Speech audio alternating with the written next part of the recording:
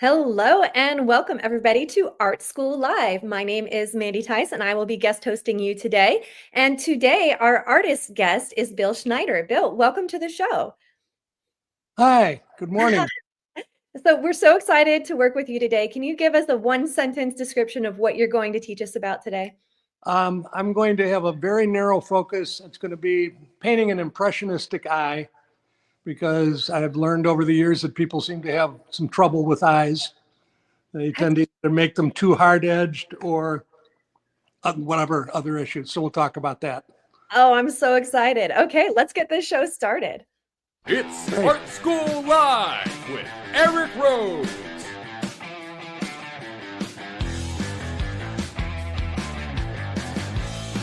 Now, here's your host, Eric Rhodes. You may have noticed I am not, in fact, Eric Rhodes. My name is Mandy Tice, and I am your guest host this week while Eric is away. And today, my guest is William A. Schneider. And William, I'm so excited to have you here today to learn about how to make impressionistic eyes. Great. Excellent. So what's your process for this? Can you walk us through it? Okay, I am going to, first I'm going to tone this support. This is a sanded piece of UART paper. And I'm going to get kind of the base tone for the flesh and the light, and then I'm going to paint the eye into it.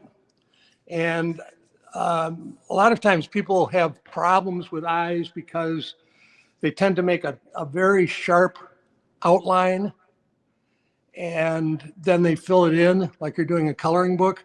And the result of that is often that it looks like a zombie or an alien or somebody impersonating a human or a mannequin or something. Whatever it is, it's not a good look. And it's in part because the eyes are always in motion. Mm-hmm. And so if you freeze them and put hard edges on them, they don't look natural. And so I'm going to show a way to end up with very soft edges, and sort of, it's a very iterative process. So it's early for me. I'm a musician.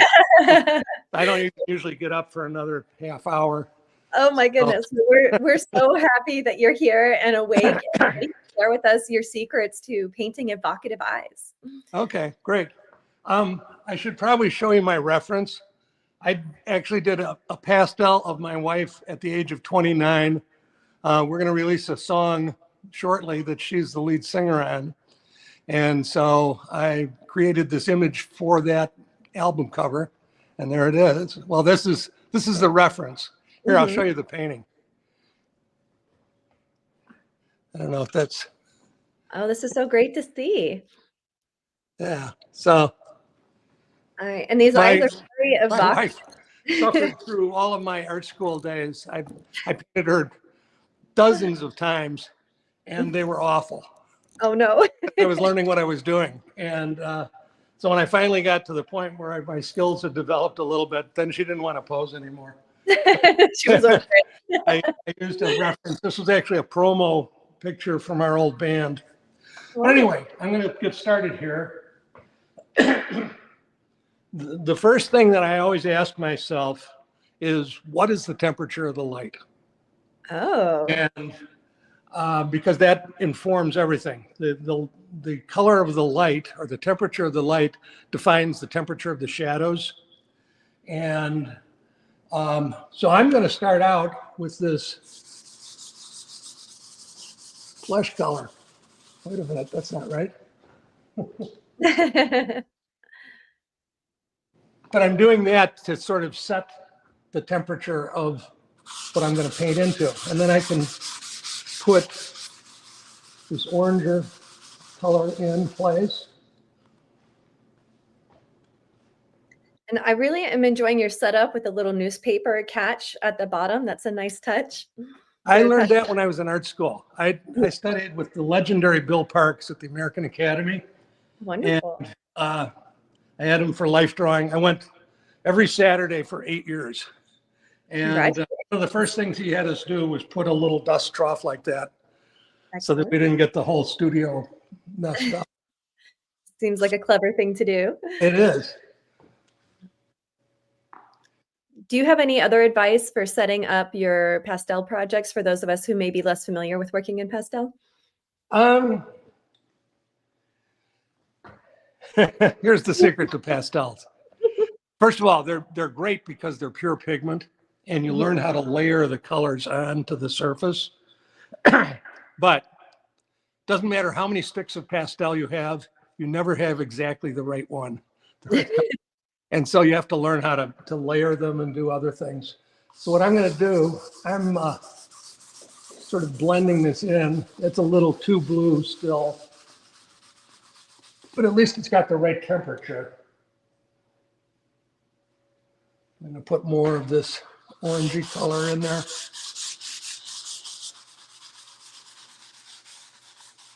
I'm really enjoying how you're just attacking that canvas. Like you're not holding back at all, just getting it all laid out.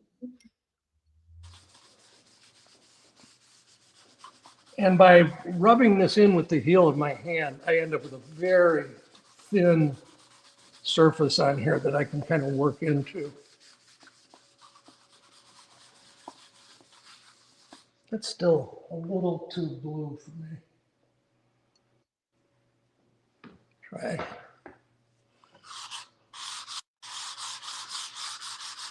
No, it's going to be too orange, but we'll get there. This is all just to get a surface to work into. Excellent.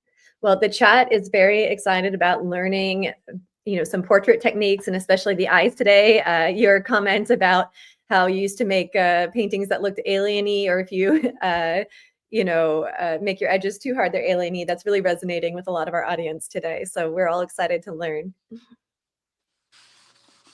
One of the great advantages of pastel is that as you start to work into it, if you blend, which I do, and by the way, I should mention this, a lot of pastel artists, particularly landscape artists, sort of have the idea that you never blend.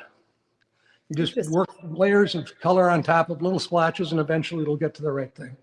And that may be true. I studied with Harley Brown for my pastel techniques, and he would blend.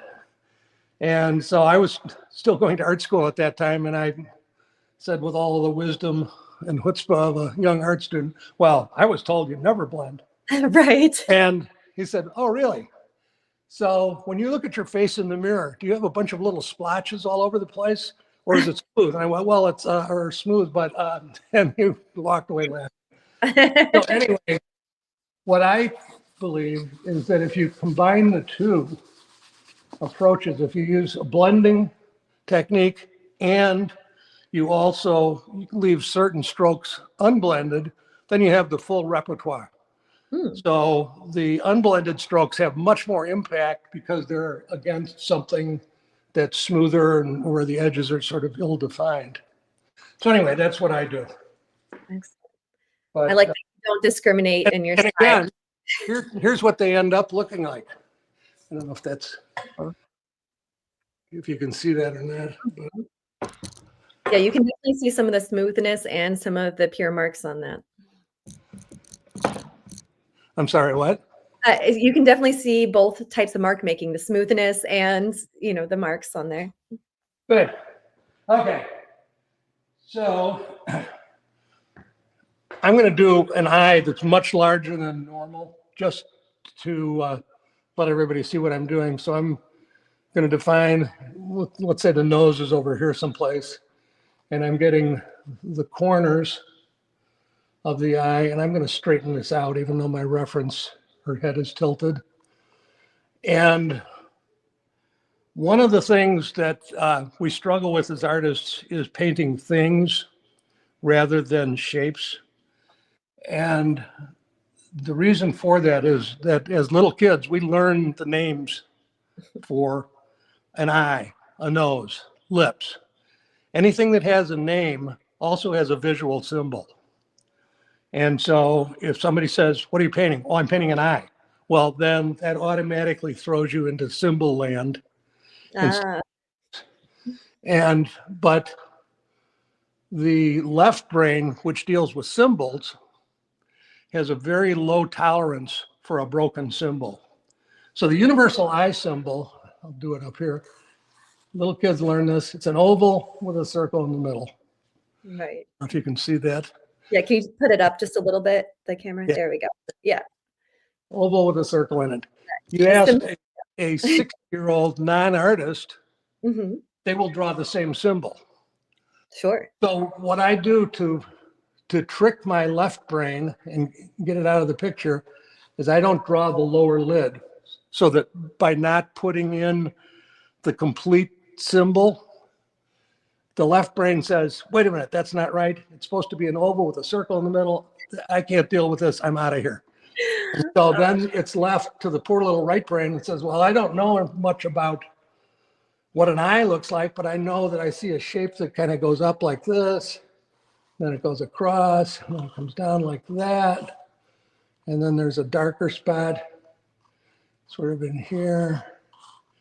And so if I have this very fragmented sort of reference, then I can start painting into it, and I'm more, it's easier for me to just see the shapes that I'm working at. Sure. And so that's what I'm going to do. And that's all the information I need. I just need to know where the two corners are and sort of where the iris is, and I can work from that. I love this idea of tricking the part of your brain that wants to make it a symbol by just only drawing the top part of the eye to start. That's a great trick. Yeah, I've learned all of this stuff through bitter experience. The greatest teacher of all. Right. So one of the things with eyes is that they are set into sockets. Otherwise, when we were running through the forests in our primordial days as cave people, we would have poked our eyes out on various, branches and twigs and whatnot. So in its wisdom,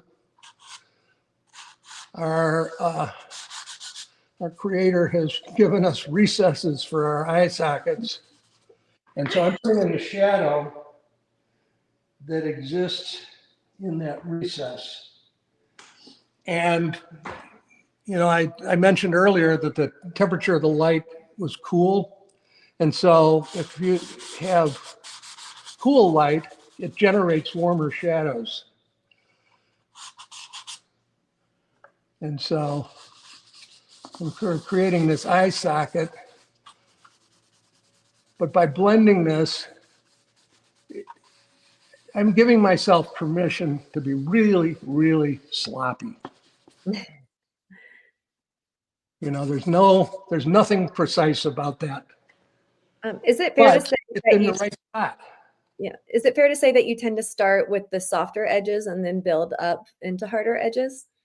Yes. And if you get to the point where you're adding more and more detail, you discover that you don't need hardly any hard edges. It's almost all soft edges.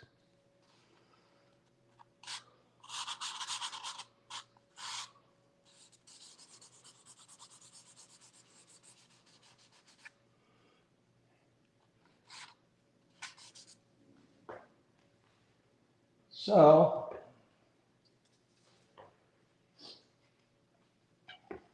now there is a especially dark shadow right under the upper eyelid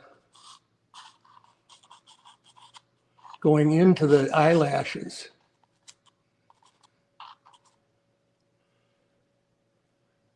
My wife has brown eyes, so I'm going to give a nod to that. So this color is sort of a combination of color of the iris, shadow, and where the eyelashes are going to be.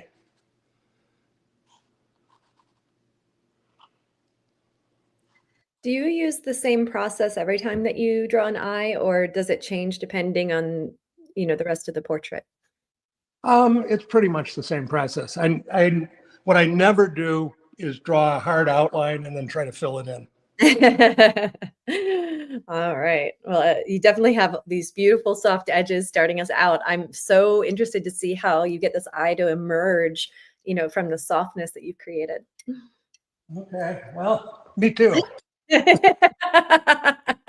Every time I do a demo, I always wonder, is this the one? Meaning, is this the one where it's going to completely fall apart? Isn't it funny how no matter how much experience we have as professional artists, that we still are like, well, it could go awry. That's still a thing that happens. Yeah. I don't know. I like to tell my students that every painting has an awkward teenager stage, Oh, yeah. And this, worse than that, mine are like teenage boys. The girls seem to always have been less awkward than the guys were at ages. You Or had at a least very I different thought. experience than I did. So I'm putting in just a nod to where the eyebrows are. And what you'll notice is that I'm kind of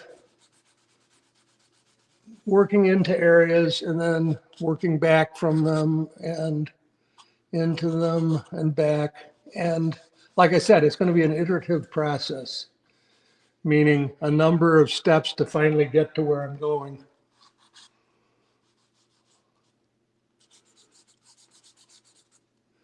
Now, underneath,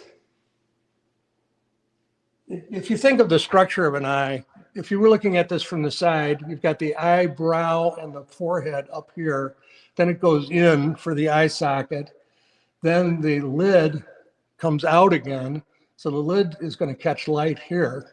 And then it goes under again for the area that's right where the eyeball is. And then there's a lower lid, which is sticking out, and then it goes under again. And so you get sort of this topography that looks like that from the side. I don't know if my finger movements made any sense here. I'll draw it down here.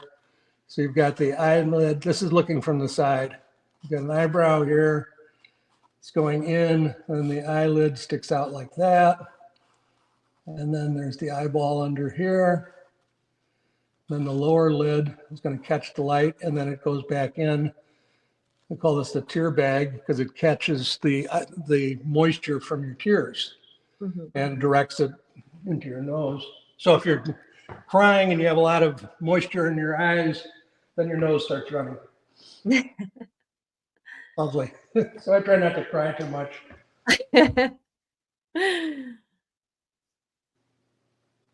I don't know many artists that became professionals without crying in their car once or twice. Yes.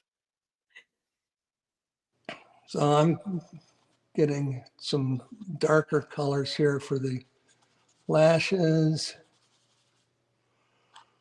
And somewhere in there, there is a pupil,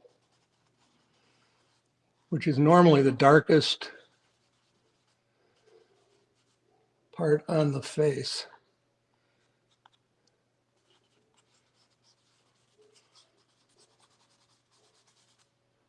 Think I'm done?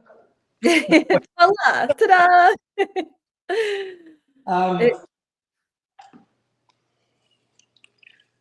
Do you ever find that if you don't put the pupil in soon, like sooner in the drawing, that you become afraid to put it in later in the drawing? I don't know if afraid is the right word, because I tend to move things around quite a bit. Sure. That's one of the advantages of working the way I'm working, is that I'm just sneaking up on everything. But I'm trying to get the value structure before I start putting the more interesting, the highlights and so on. That's frosting on the cake, but you got to have the cake first before you put the frosting on. Excellent. Oh It's no, what we you have keep the frosting. That's overkill. I'm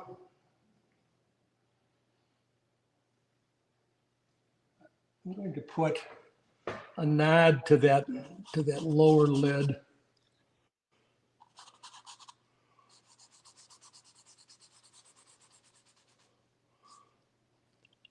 And having done this a number of times, I imagine that somebody's saying, oh, I could never start that way. It's so ill-formed. And how are you going to make the iris if you don't draw it as a nice circle?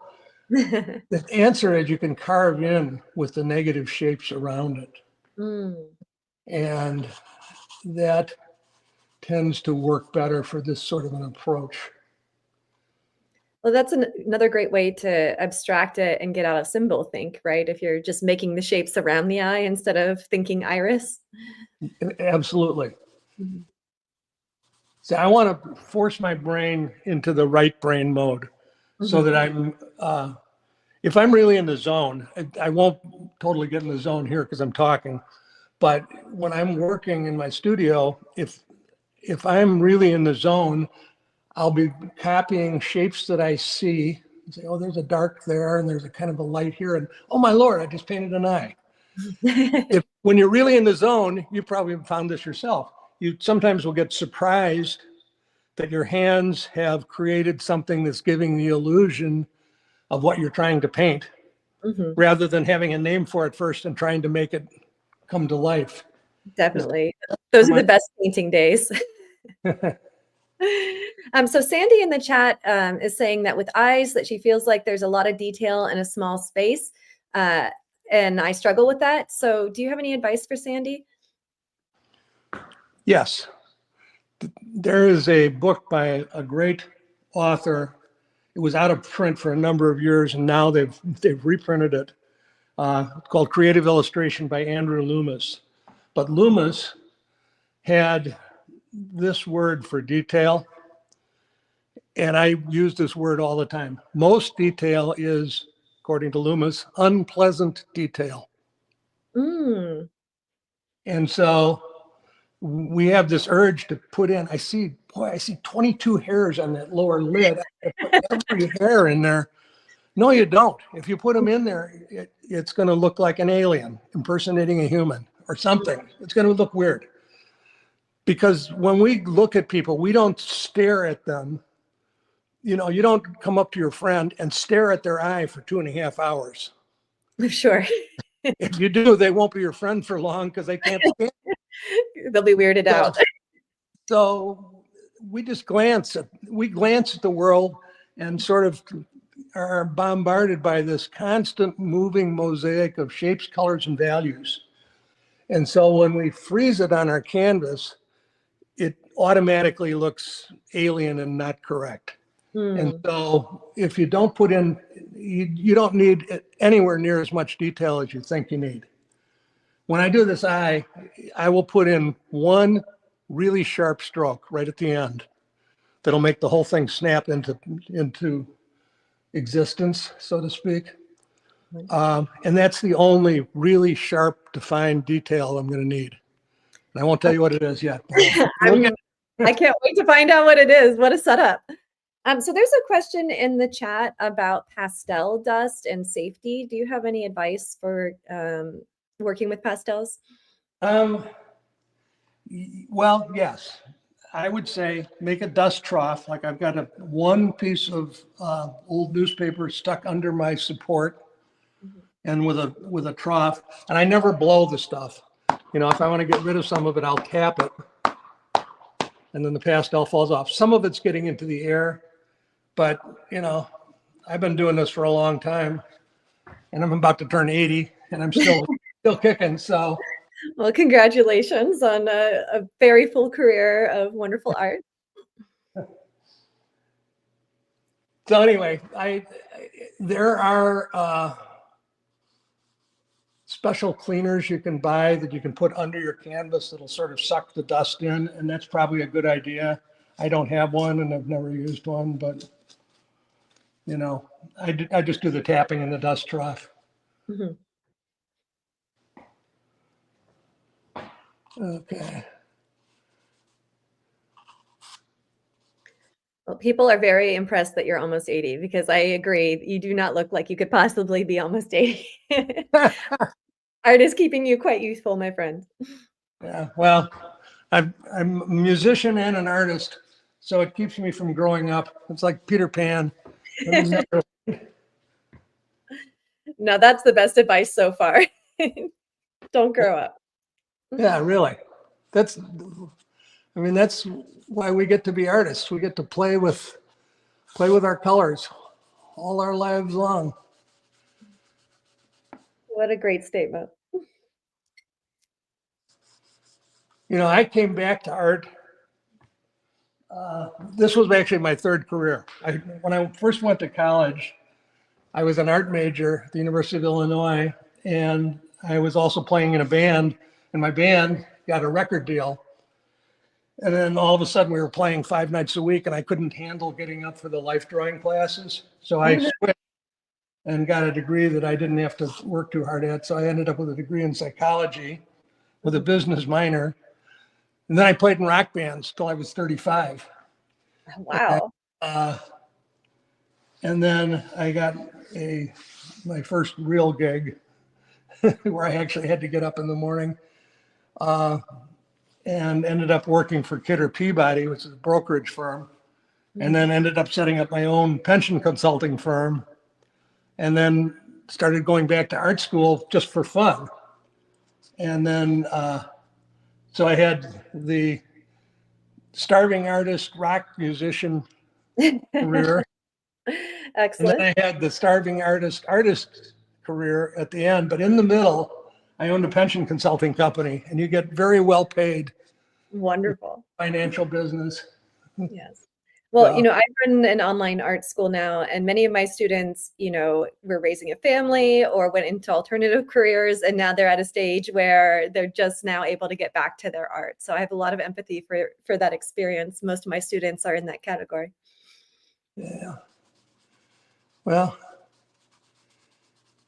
I've lived all sides of this spectrum. My former partners, I'd sold my shares in the company. The company is now called Fiducian Advisors, and it's managing something like $400 billion worth of client assets and has 5 offices around the country. My old partners, who I sold out 15 years ago. Sure. And to this day, they think I'm insane. But, what's the point? Pile up a whole bunch of money so I can give it to my kids, and then they can do what they want. I've skipped the middleman.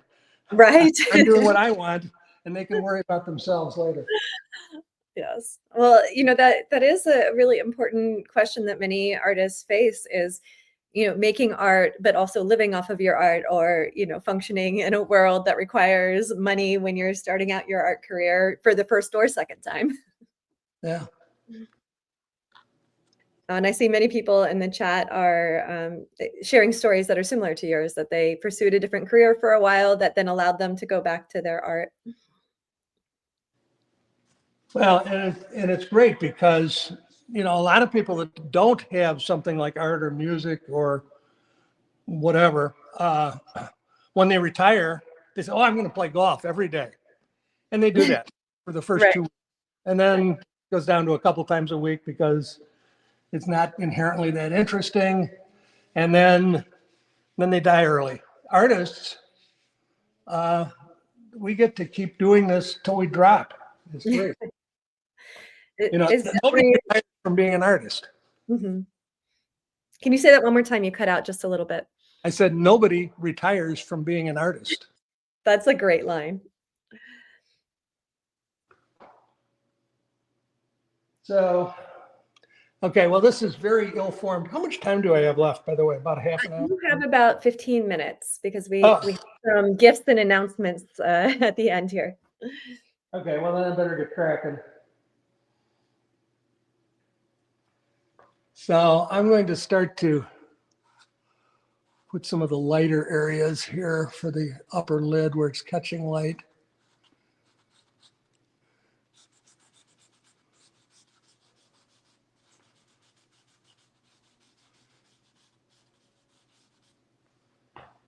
And where it starts to roll out, it's going to catch a little light.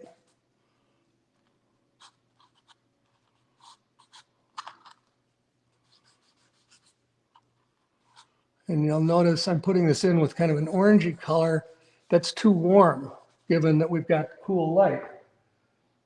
So I have to keep layering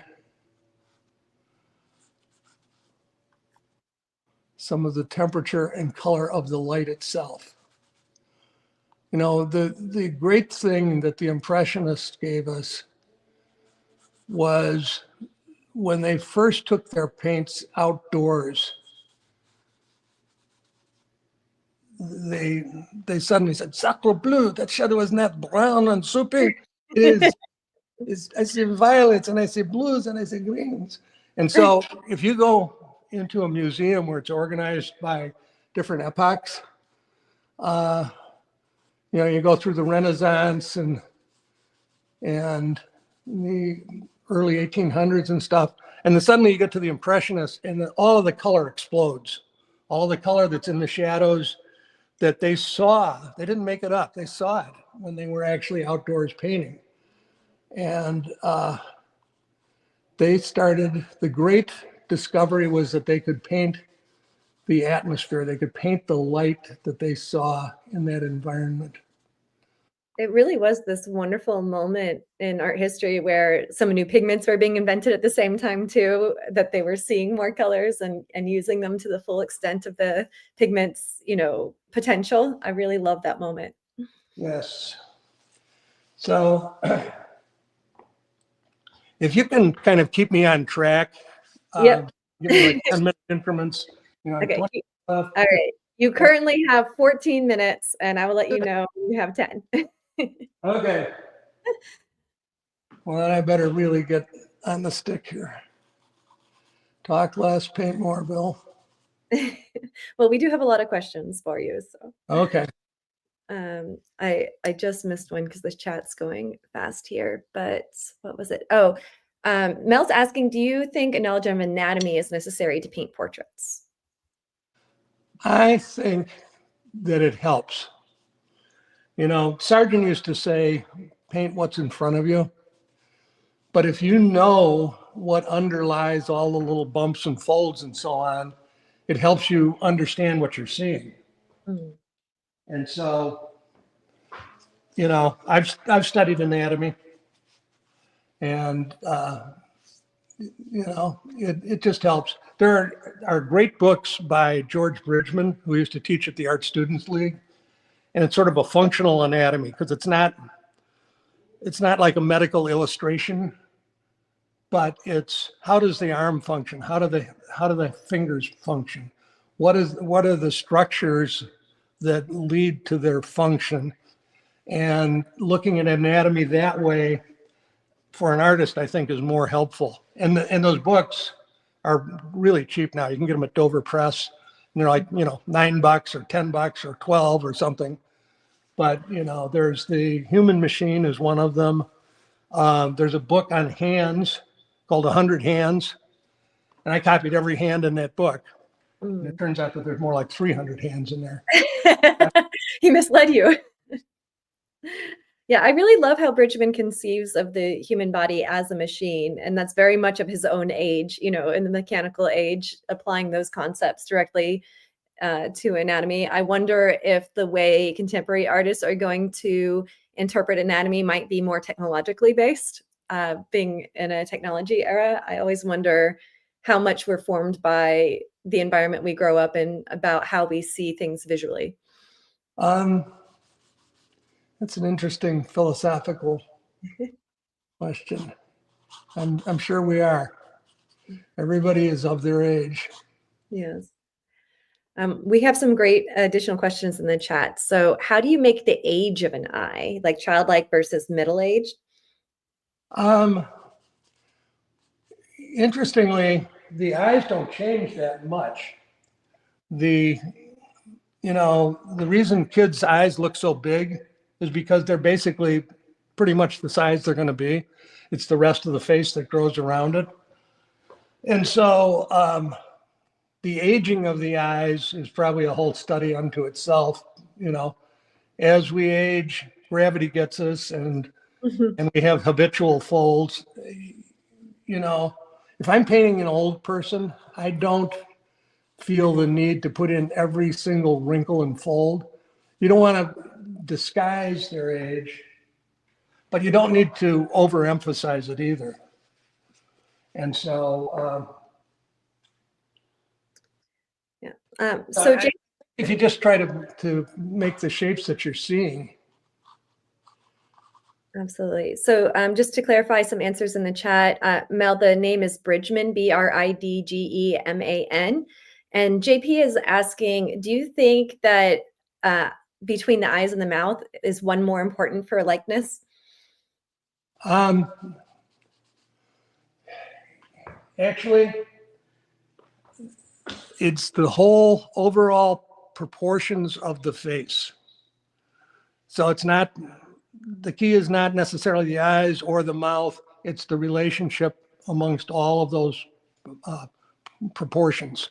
And in fact, that's a good segue, because if somebody wants to get my new ebook on proportions of the face, mastering proportions of the face, go to my website, schneiderart.com, www.schneiderart.com, and you can get a free copy of that ebook. And so it's the measurements that I use if I'm doing a face. And if you get those measurements accurate relative to what you're seeing, it will look like the person you're painting. Excellent. So that's mastering proportions of the face? Yes. Excellent. And the price is right. It's the best price. That's very generous of you to share all this knowledge with everybody. And again, you can view that at schneiderart.com. Yep, www.schneiderart.com. So I'm carving in where these going to be.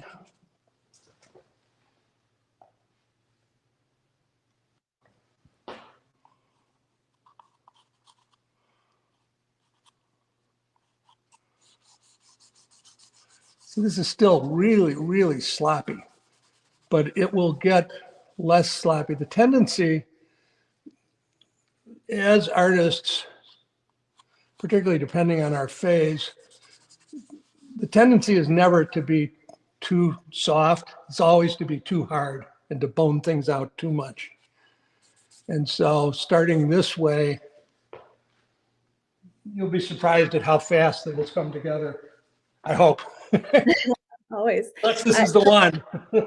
So we have about 10 minutes, just so you know. Oh, I'm being corrected in the chat that it's spelled Bridgman without an E. So my apologies to everyone for misspelling Bridgman's name. Oh yeah, I'm sorry. I wasn't paying attention. I should have known better. That was my bad.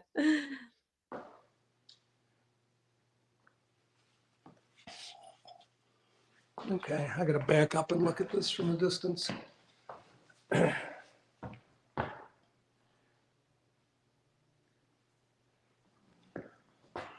I'm gonna start carving in with some of what I see here. This is sort of rolling out into the light.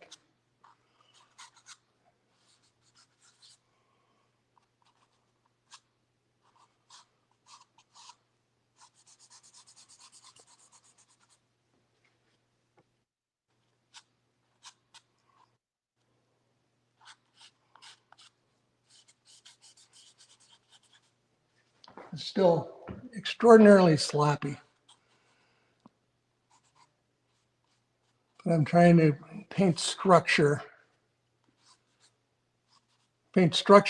light, and form rather than things.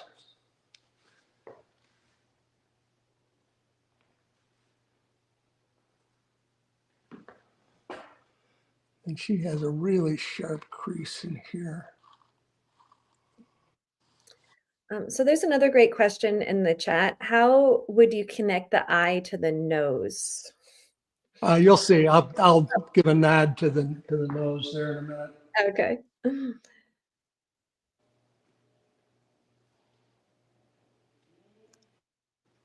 And we have like 6 or 7 minutes, my friend. Okay. All right. Really good tracking here. Yeah, we're asking for a lot.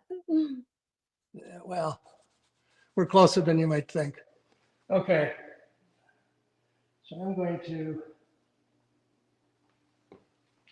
start carving in with the so-called whites of the eyes here. I like that you call them so-called whites of the eyes. Well, I call them that because that's what 𝗘𝗃𝗁𝗃 used to call them. And he called them, he never said the whites of the eyes. He always said the so-called whites of the eyes because he wanted us to know that they're not white. That is a great phrase. I'm going to adopt that as well.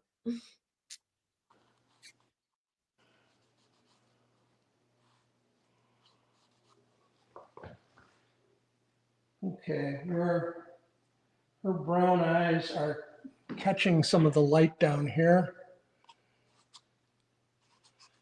Picks up more of the actual color of the iris itself.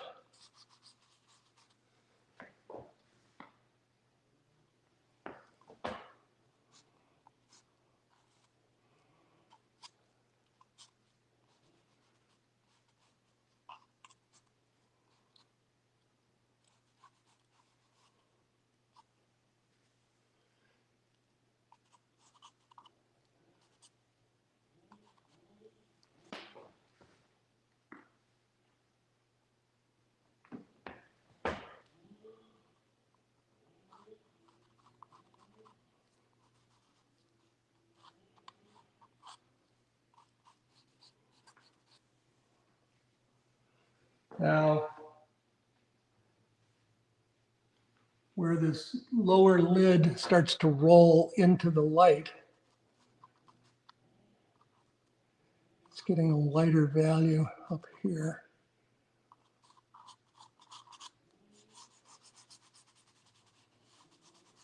Still part of the tear structure, the tear bag down there.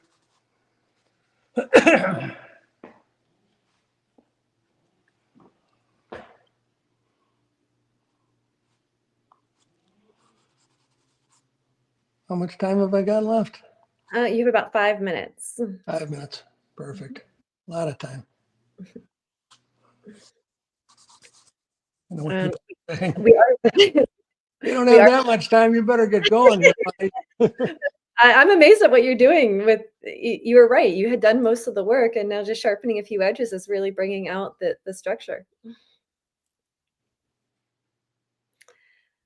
So there is some questions popping. There are some questions popping up in the chat about highlights of the eye. People are really eager to see what you do with that.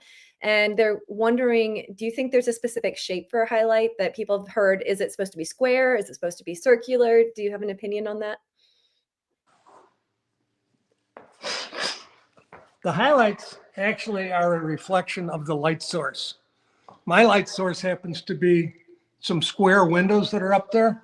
So you'll see when I put in the highlight, it's going to be a little mini window, so small you won't recognize it as a window, but it has a shape. It's usually not a little circular dot. So that's a great answer. So the highlight is a reflection of the light source. Yes.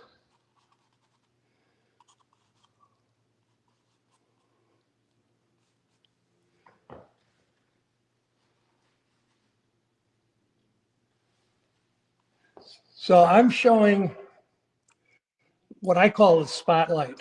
The spotlight is a place on the opposite quadrant from wherever the highlight is. The highlight is where the light is coming straight in and bouncing straight back off of this liquid, smooth sphere of our eyes. And so when I put that highlight in, all of us, and I'm going to leave that alone, all of a sudden, it makes the rest of this seem to make more sense. Mm. And there's some highlights there.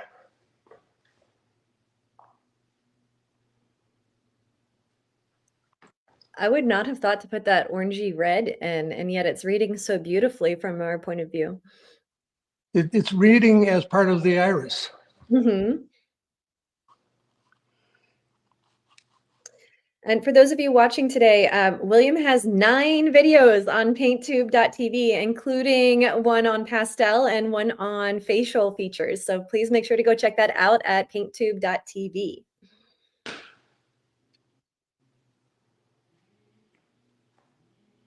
All right, we have just 2 minutes left, William. Okay, I'll get busy.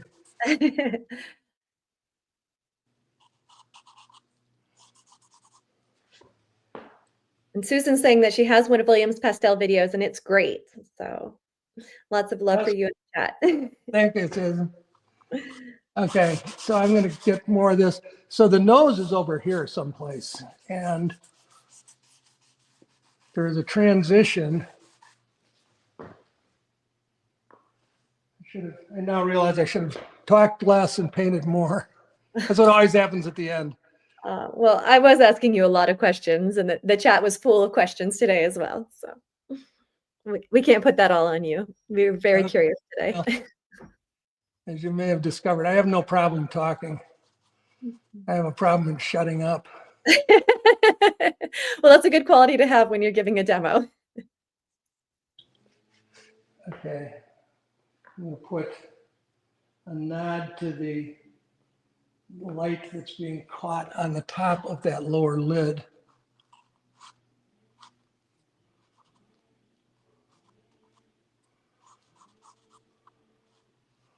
It's kind of in front of the eyeball. That's over here.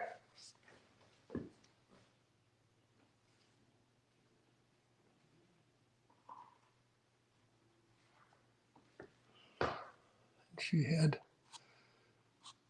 you know, you women early on in the development of mankind, the female of the species discovered if they put stuff around their eyes, that the caveman returning home from the hunt suddenly felt compelled to give them a bigger chunk of meat. There was something about the eyes, the development of makeup, I think. So what you can see is that I would just keep picking at this to get it reading better.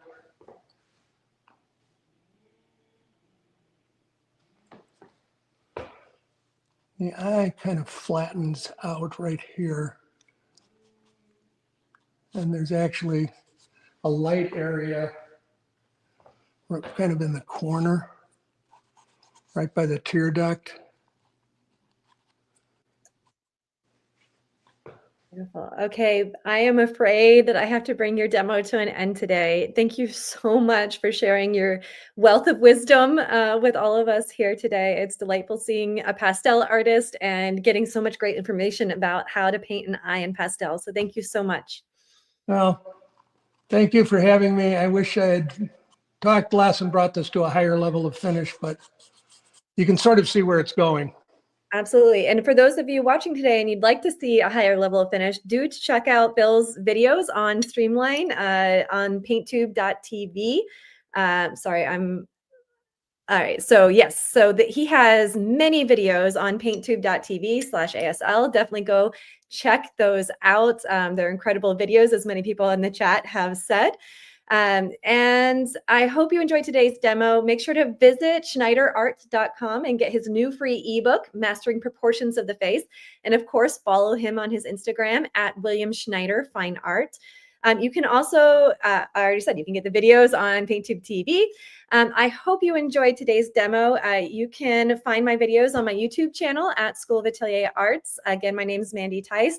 And please make sure to follow me on Instagram as well at Mandy Fine Artist. I'll be working on this painting behind me here today, and posting on Instagram. So make sure you follow there to see how it turns out. Today, we have some great gifts for you. So you can download this free ebook, 45 pastel pointers from the pros. Great alliteration there. So go to pasteltoday.com/ebook. And if you haven't signed up for the Plein Air Convention and Expo yet, do it. Paul and many other, not Paul. I will be there. There are going to be a wonderful slew of fabulous instructors that are attending this year. And PACE is on May 19th to 23rd, and you don't want to miss it. Sign up at pleinAirConvention.com/ASL. And everyone, don't forget to subscribe to this channel at Art School Live on YouTube and at Eric Rhodes on Instagram. So delightful to have all of you here today. I hope to see you again very soon, and a happy painting to all of you.